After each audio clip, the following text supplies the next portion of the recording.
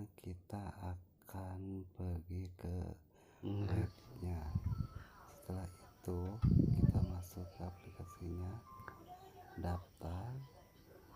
Oke, setelah daftar kita login. Setelah login kita lihat dulu cancel yang tengah. Oke, kita masuk. Setelah masuk ke situsnya, kita lihat-lihat dulu apa yang harus kita kerjakan dulu. Oke.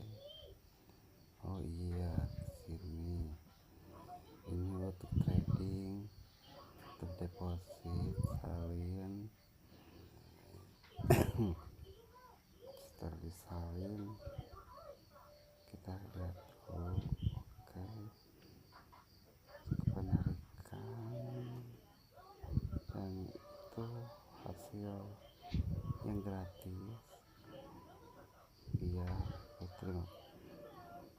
Oke, notifikasi telah masuk TRX 2 kali berturut-turut. Jadi situs ini sangat legit, sungguh legit sekali.